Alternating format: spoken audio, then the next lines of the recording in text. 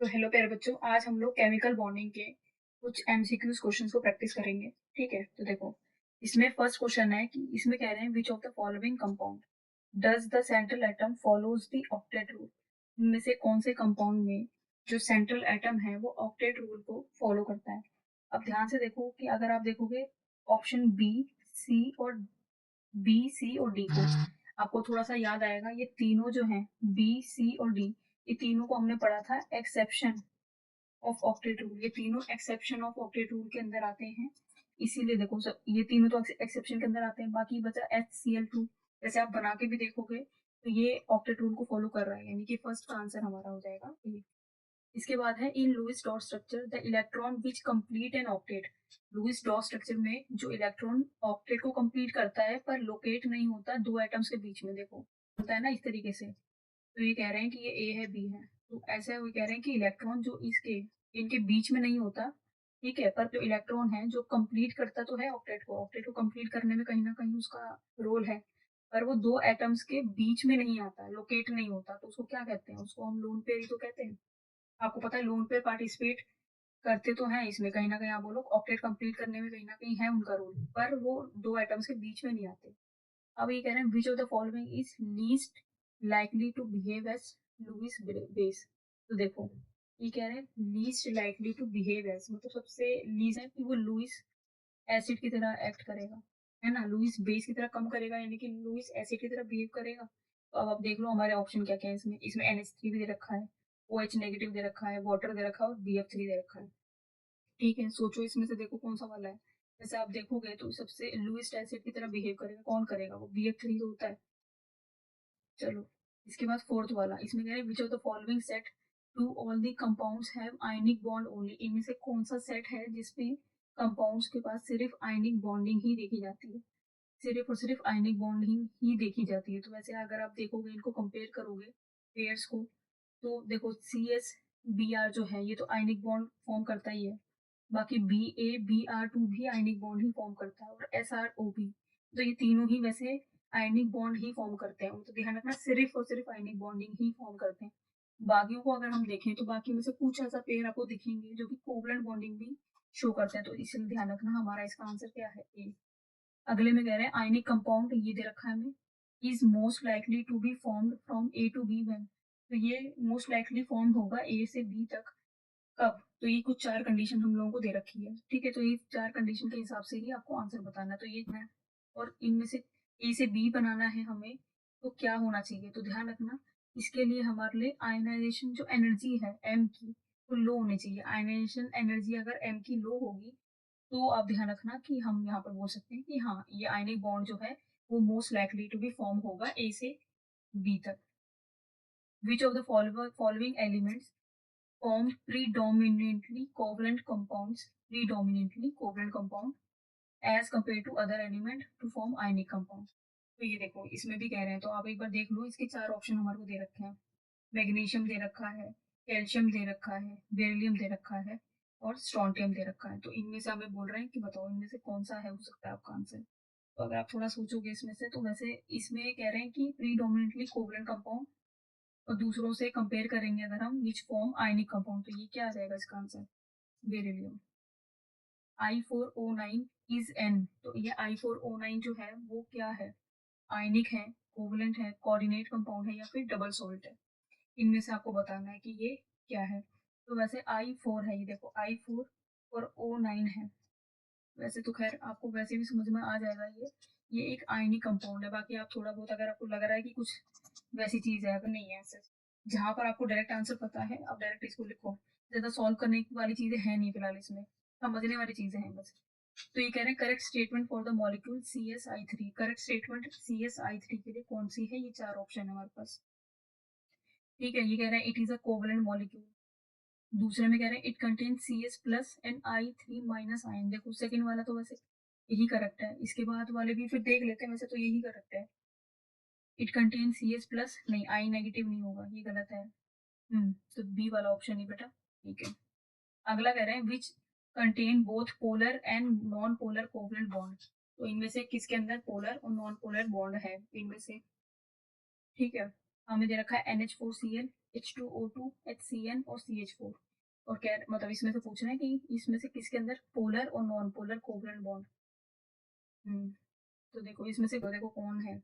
वैसे तो ध्यान रखना पोलर और नॉन पोलर की बात कर रहे हैं, तो सब आपको वैसे देख के पता चल रहा होगा ऑप्शन में हमारा H2O2 जो है उसमें दोनों होते हैं, पोलर और नॉन पोलर कोवलेंट बॉन्ड्स, दोनों ही तरीके के बॉन्ड्स होते हैं। इसके बाद 10th वाले में which of the following are non polar molecule, non polar molecule है और बाकी आपको ये ऑप्शन दे रखा है, ये 3 दे रखे हैं और फिर कह रहे हैं कि सिर्फ ये है ये। ठीक है, तो इसको एक बार आप मुझे कमेंट में बताना, एक बार आप सोचो, क्योंकि एक बार तो खैर ऊपर पोलर नॉन पोलर वाला तो कर ही लिया, तो यहाँ पर सिर्फ नॉन पोलर मॉलिक्यूल पूछ रहे हैं। ठीक है, तो ये वाला आप मुझे एक बार कमेंट में बताओ बेटा। चलो नेक्स्ट वाले पे, इसमें कहना है NF3 और BF3 दोनों कोवलेंट कंपाउंड्स हैं, पर जो NF3 है वो पोलर है जबकि BF3 नॉन पोलर है। इसके पीछे का रीजन क्या है?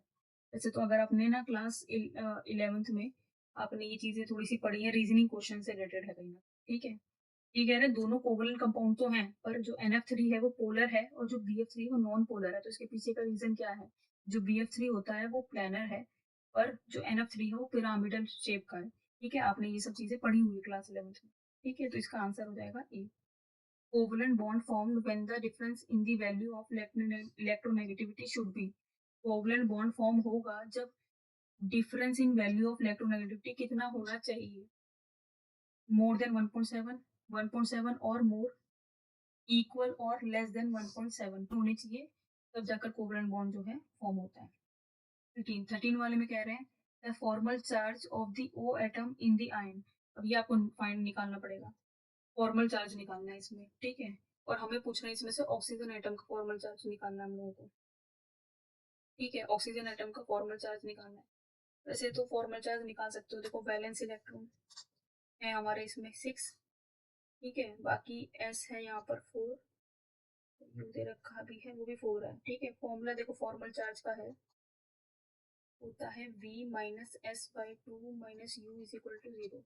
V minus S by two minus U is equal to 0।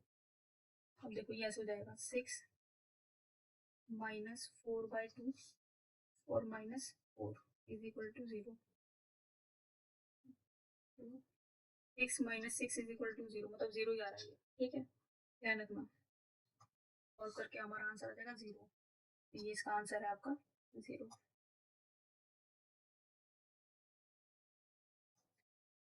ठीक है, बाकी आगे वाले में कह रहे हैं among CaH2, BeH2, BaH2 the ionic the order of ionic character.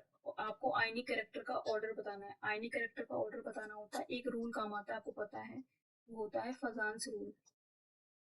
फजान्स rule से ही आपको पता चलता है कि कौन कितना ज्यादा आयनिक है। ठीक है, आयनिक कैरेक्टर कितना ज्यादा है किसके अंदर, तो आपको फजान्स रूल से पता चलता है। तो ये क्या है, यहाँ पर ये ध्यान रखना, इसके हिसाब से क्या है, साइज ऑफ कैटायन डिक्रीज करता है। ठीक है, साइज यहाँ लिख देती हूँ, देखो यहाँ लिख रही हूँ उसको, जो साइज ऑफ कैटायन है, ठीक है, वो डिक्रीज करता है। Size of cation decreasing order में अगर लगाओगे तो आपके पास क्या है, देखो कैल्शियम है, बेरिलियम है और बेरियम है, तो Ba2+ आएगा, Ca2+ आएगा और फिर Be2+ आएगा।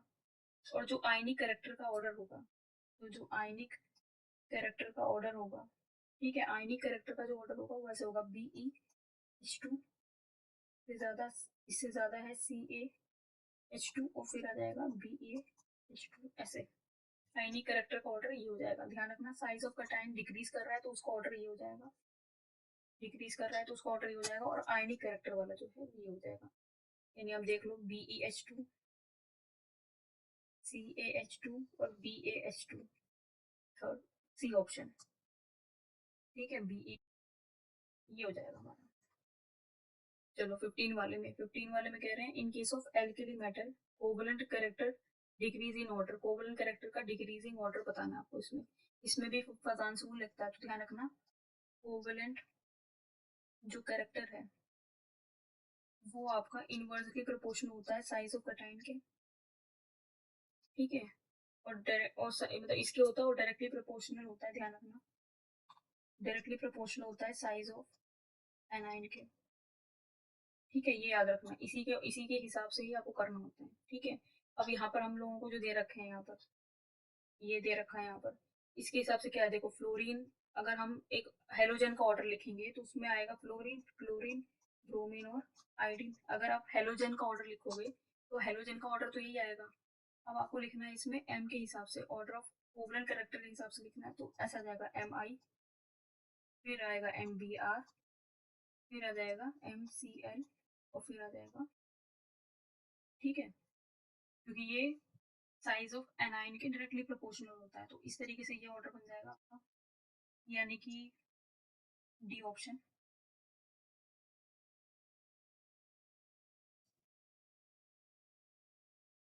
ठीक है, next, among the following is maximum covalent character is shown by which of the following compound। Maximum covalent character कौन शो करेगा, देखो फिर से कोवलेंट कैरेक्टर पे ही बेस्ड है, यानी फजान रूल से ही रिलेटेड है, तो बेटा ये आप मुझे कमेंट में बताओ, क्योंकि हमने एक दो तो कर लिए सेम, मतलब सेम टाइप के क्वेश्चंस कर ही लिए हैं, तो एक बार आप ये मुझे कमेंट में बताओ इसको। ठीक है, तो आप लोग इसे मुझे कमेंट में बताओ। अगले वाला देखना, अगले वाले में कह रहे हैं the covalent bond is shorter in which of the following bond, तो कोवलेंट बॉन्ड शॉर्टर होगा इनमें से किस वाले बॉन्ड के अंदर। ठीक है, तो ये दे रखा है हमें, चार ऑप्शन दे रखे हैं, तो कोवलेंट बॉन्ड कह रहे हैं शॉर्टर किस में होगा। ठीक है, अगर आप ध्यान से देखोगे तो कार्बन है यहाँ पर, ठीक है, यहाँ भी कार्बन है, यहाँ भी कार्बन है, और ये OH बॉन्ड है। ठीक है, अगर कार्बन और ऑक्सीजन का बॉन्ड है तो आप ध्यान रखना कि उसकी जो लेंथ होती है वो 143 pm होती है। अगर कार्बन कार्बन का बॉन्ड है तो उसका जो आप बोलो बॉन्ड लेंथ होती है वो 154 pm होती है। कार्बन नाइट्रोजन का बॉन्ड जो होता है वो 116 pm होता है, और ऑक्सीजन ये वाला होता है 17 pm। ठीक है, तो अब ध्यान रखना कि हमें ये पता कैसे चलेगा कि ये वैल्यू वाली चीज है, हमें ये पता कैसे चलेगा कि इनमें से किसकी लेंथ छोटी है, किसकी बॉन्ड लेंथ छोटी है। तो ध्यान रखना कि बाकी सब तो ठीक है इन सब में, तो अगर सिंगल बॉन्ड वाले में देखें हम लोग तो कार्बन ऑक्सीजन कार्बन कार्बन, ठीक है, आसपास है इनकी वैल्यू अगर आप देखोगे तो। ठीक है, ट्रिपल बॉन्ड भी जिसके अंदर प्रेजेंट है तो वहां पर भी आप देखोगे तो बॉन्ड लेंथ थोड़ी कम हो गई है। बाकी ये है ऑक्सीजन और हाइड्रोजन का बॉन्ड। ठीक है, अब क्योंकि small size of hydrogen atom है यहाँ पर, हाइड्रोजन एटम का स्मॉल साइज है, ध्यान रखना इसका जो स्मॉल साइज है इसकी वजह से इनकी बॉन्ड लेंथ भी कहीं ना कहीं डिक्रीज करती है, और इसीलिए आप कह सकते हो कि सबसे हमें बोल रहा है ना शॉर्टेस्ट बॉन्ड जो है ना, बॉन्ड कौन बना रहा है, तो वो कौन बना रहा है, OH ही बना रहा है। ठीक है, ध्यान रखना इसका आंसर हमारा क्या हो जाएगा, 17 का आंसर डी हो जाएगा। बाकी मैंने लिख भी दिया आपको प्रॉपर वैल्यू कितनी होती है इनकी। ठीक है, 18 वाले में देखो, 18 वाले में कह रहे हैं हम लोगों को कि correct order of increasing bond length, increasing bond length का करेक्ट ऑर्डर हमसे बोल रहे हैं, ये बताओ। फिर वही देखो करेक्ट ऑर्डर वाला ही है, कहीं ना कहीं सेम सही क्वेश्चन है। तो सबसे पहले आप ध्यान रखना हाइड्रोजन तो सबसे लीस्ट पे ही आएगा, तो हाइड्रोजन वाला आएगा। Correct order of increasing bond length यानी तो सबसे कम तो इसी की हो जाएगी, देखो इन दोनों में से ही कोई ऑप्शन हो सकता है, CH होगा पहले। ठीक है, CH होगा, उसके बाद देखो यहाँ पर ऑक्सीजन है या कार्बन कार्बन बॉन्ड है, तो ध्यान रखना कार्बन कार्बन बॉन्ड आएगा, ऑक्सीजन वाला नहीं होगा इसमें। फिर कार्बन ऑक्सीजन हो जाएगा और फिर कार्बन कार्बन हो जाएगा, यानी कि डी ऑप्शन ठीक है, डी ऑप्शन आपका बिल्कुल करेक्ट है। बाकी आप इनकी वैल्यू भी लिख सकते हो, मतलब लिख नहीं चाहो तो वैसे आप ध्यान रखना इसको। अगले में कह रहे हैं the correct order in which O O bond length increases the following is, तो करेक्ट ऑर्डर जिसमें ओ ओ बॉन्ड लेंथ जो है वो इंक्रीज कर रही है, तो ये हमें ऑप्शन दे रखे हैं। ठीक है, तो करेक्ट ऑर्डर हम लोगों को इसका बताना है। तो करेक्ट ऑर्डर क्या होगा, देखो सबसे पहले तो डाइऑक्सीजन O2 होगा, तो C और D दोनों के अंदर O2 है हमारा। इसके बाद आएगा वैसे O3, तो ध्यान रखना O3 इसमें नहीं है, यानी कि C ऑप्शन ही करेक्ट है। तो ध्यान रखना इसमें क्या है, correct order O O bond length का इंक्रीज, बॉन्ड लेंथ इंक्रीजेस, तो ऐसे बता रखा है O2 होगा, फिर आपका O3 होगा और फिर H2O2 आएगा।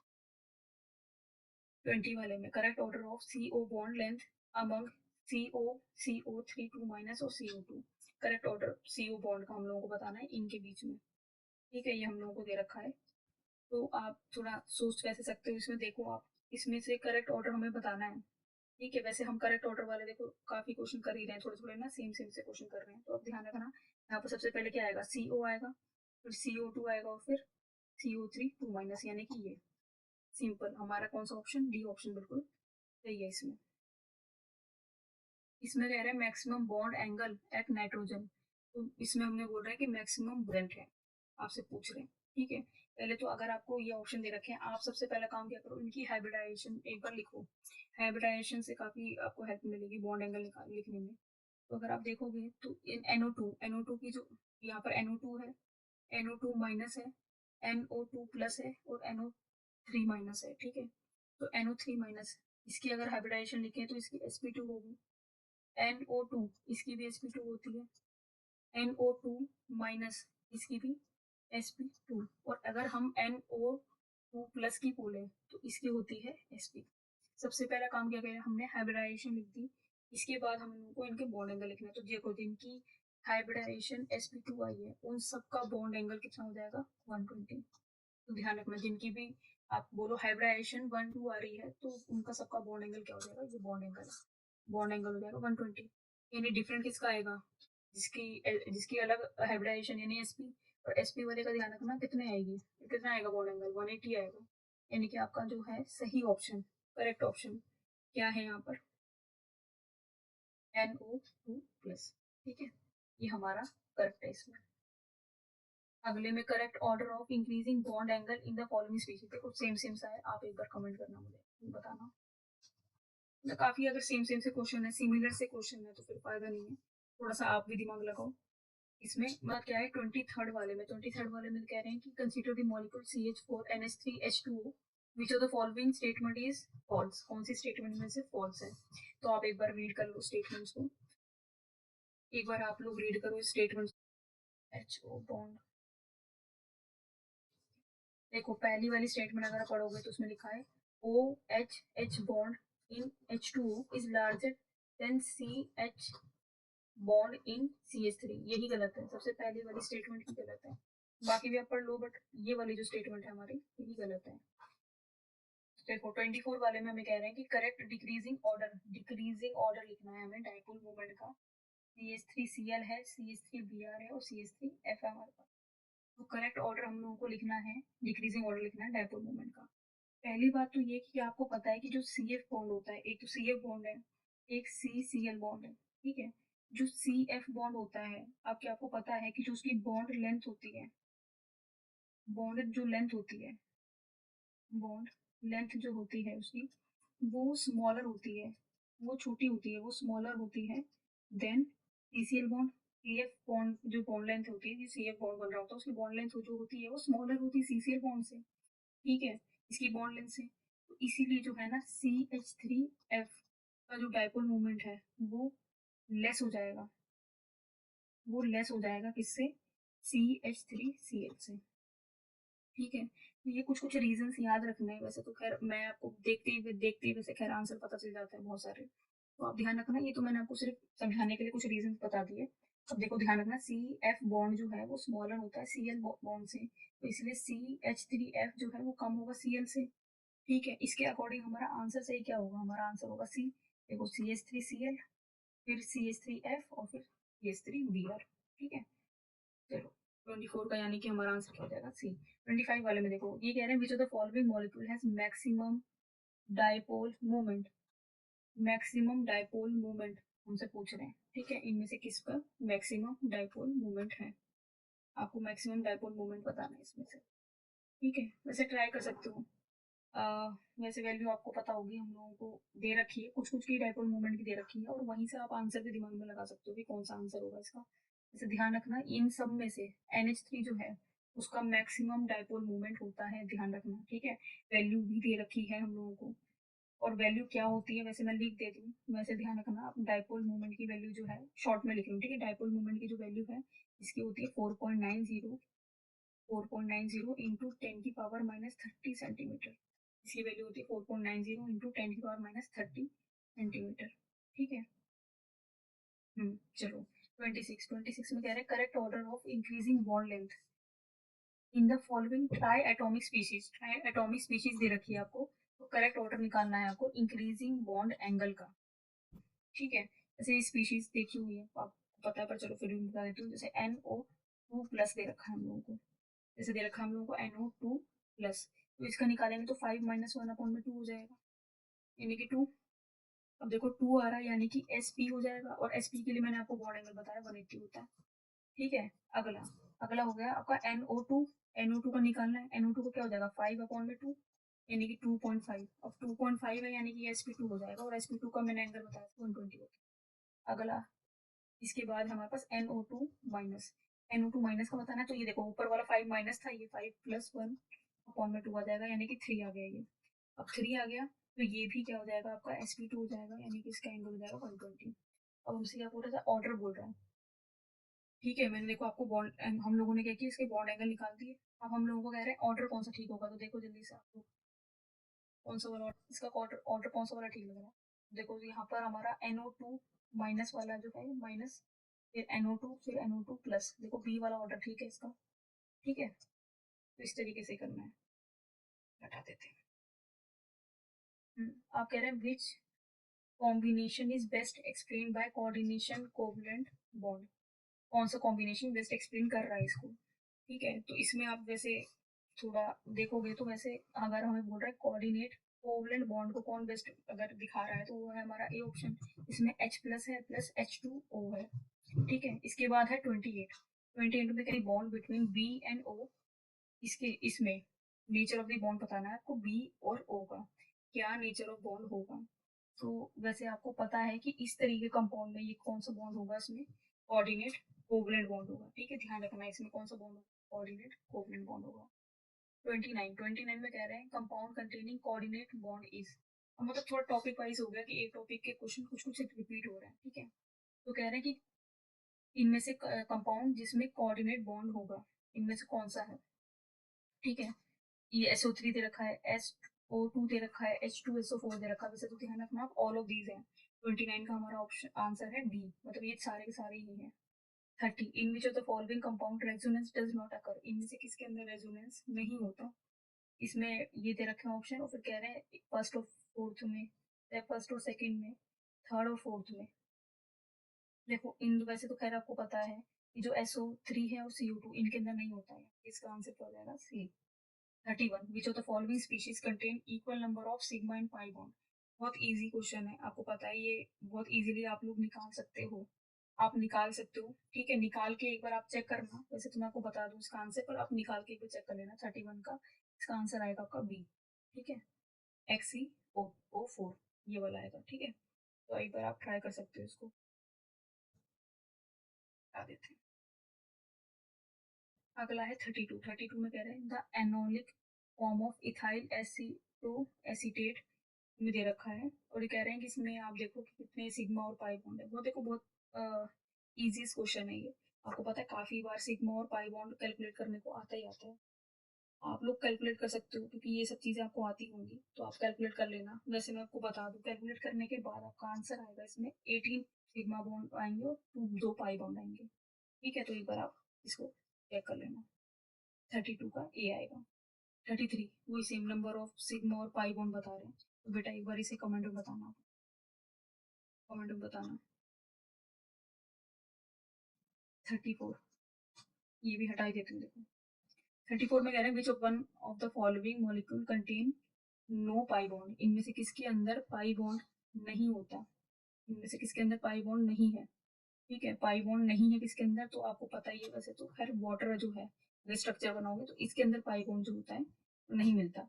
The hybridisation scheme for the central atom includes D orbital contribution in. D orbital का कौन जाकर ध्यान रखना कि जो हाइब्रिडाइजेशन स्कीम जो है सेंट्रल मेटल एटम की इंक्लूड करता है, जिसमें डी ऑर्बिटल कंट्रीब्यूशन होता है किसके अंदर I3- के अंदर। अगला है the hybridisation of atomic orbital of nitrogen in, इसके अंदर आर रिस्पेक्टिव आर, मतलब वही हाइब्रिडाइजेशन बताना है आपको एटॉमिक ऑर्बिटल की नाइट्रोजन नाइट्रोजन में। अभी मैंने वैसे पीछे आपको भी बताया है कैसे निकालते हैं इसको।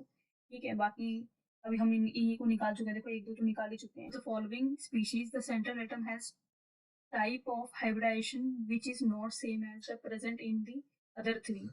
इनमें से किस स्पीशीज के अंदर सेंट्रल एटम में टाइप ऑफ हाइब्रिडाइजेशन है जो कि सेम नहीं है बाकी के 3 के कंपेयर में। ठीक है, SF4 है, I3- है, SbCl5 2-। वैसे आप ध्यान रखना और 1 आउट वाली बात है, ये वाले है SbCl5 2-। Which one of the following pair is isostructural? Isostructural having same shape और hybridization. तो isostructural इनमें से कौन सा वाला है? BCl3 BrCl3 है, NH3NO3 माइनस है, NF3 है, BF3 और BF4 माइनस और H ये है, ये वाला है BF4 माइनस और NH4 plus. In the structure of ClF3 the number of ion pairs of electron on, तो वैसे देख सकते हो आप निकाल के, पर आप ध्यान रखना इसका आंसर आएगा 2. Which one of the following pair of ion is isoelectronic and isostructural? इनमें से कौन सा पेयर जो है वो आइसोइलेक्ट्रॉनिक भी है और आइसोस्ट्रक्चरल भी है. वैसे ध्यान रखना, अगर आप ऑप्शन देखोगे ना तो आपको ए बी ऑप्शन ठीक लगेगा और आपको डी ऑप्शन भी ठीक लगेगा. तो आप ध्यान रखना दोनों ही इसके आंसर हो सकते हैं. ठीक है, फिर सेम आइसो इलेक्ट्रॉनिक और आइसोस्ट्रक्चरल पूछ रहे हैं तो सेम ही है, खैर बार बार नहीं करेंगे, सेम ही क्वेश्चन है ये देखो. तो अगले पे चलते हैं. इसमें कह रहे हैं predict the correct order among the following. Correct order आपको बताना है. ये वैसे आपने 11th में आपको पता है, ये बेटा बहुत जरूरी चीज है. ये जो प्रिडिक्ट करना है ना correct order, lone pair bond pair, ये सब चीजें पड़ी हुई है, बहुत अच्छे से ही पड़ी हुई है. अगर आपको थोड़ा याद आ रहा है तो लोन पेयर और फिर लोन पेयर बॉन्ड पेयर और फिर बॉन्ड पेयर होता है. यानी कि 42 का हमारा आंसर क्या हो जाएगा? डी हो जाएगा. ठीक है, ये लोन पेयर है. Lone pair. 43 correct order in the following species. Correct bond order. मतलब काफी क्वेश्चन अगर आप देखोगे बॉन्ड ऑर्डर या इन सब से ही पूछ रहे हैं, मतलब घूम फिर के मोस्टली क्वेश्चन इन्हीं पे रिलेटेड पूछ रहे हैं. तो करेक्ट ऑर्डर भी पूछ रहे हैं इसमें, फिर से इसमें से बताना है. तो करेक्ट ऑर्डर बॉन्ड ऑर्डर का जो होगा वो आपका डी है. अब निकालने में टाइम नहीं लगा रही, मैं आपको डायरेक्ट बता रही हूँ. Which one of the following has a bond order 1.75. इनमें से किसका बॉन्ड ऑर्डर जो है वो इतना होगा? ठीक है, तो अगर आप कैलकुलेट करोगे तो ये ClO4 माइनस का होगा. The pair of species with the same bond order. ऐसी कौन सी पेयर ऑफ स्पीशीज है जिनका सेम बॉन्ड ऑर्डर है? तो वो है O2 2 माइनस और Br2. निकाल के भी देख सकते हो आप, तो यही आएगा. Bond order of 1.5, bond order 1.5 इनमें से कौन शो करेगा? तो वो करेगा O2 minus. Which of the following order of energy molecule orbital in of N2 is correct. मतलब N2 के लिए कौन सा करेक्ट है? जैसे बहुत बार आपने ये वाले क्वेश्चन भी करे हैं. ठीक है, वैसे तो मैंने टिक कर दिया, आप खुद भी थोड़ा दिमाग लगा कर सकते हो. 48 वाले में कह रहे हैं the boiling point of ethanol is higher than that of dimethyl ether due to presence of. तो कह रहे हैं ठीक है, boiling point of ethanol is higher. ठीक, तो इसका देखो आंसर क्या है? Hydrogen bonding in ethanol. Hydrogen bonding in ethanol की वजह से ही होता है. बाकी दो असर्शन रीजन है, इनको भी कर लेते हैं. All F S F angle in SF4 is greater than 90 degree but less than 180 degree. ठीक है, ये असर्शन है. और रीजन दे रखा था लोन पेयर बॉन्ड पे रिपल्जन वीकर होता है देन बॉन्ड पे रिपल्जन. ठीक है, देखो हमें असर्शन बता रखा है, रीजन बता रखा है, तो क्या होगा? देखो असर्शन तो ट्रू लग रहा है, बट आई तो बेटा इसका आंसर क्या हो जाएगा? सी हो जाएगा. इसके बाद कह रहे हैं among the two HO bond in H2O molecule the energy required to break the first OH bond and other OH bond is same. अच्छा, और फिर कह रहे हैं this is because the electronic environment around the oxygen is same even after breaking of one OH bond. तो इसमें भी अगर आप ध्यान दोगे ना तो असर्शन तो ट्रू लग रहा है, बट रीजन जो है वो फॉल्स है. मतलब वो तो करेक्ट एक्सप्लेनेशन तो छोड़ो, फॉल्स है, मतलब गलत बता रखा है. इसका भी आंसर क्या हो जाएगा? सी. ठीक है.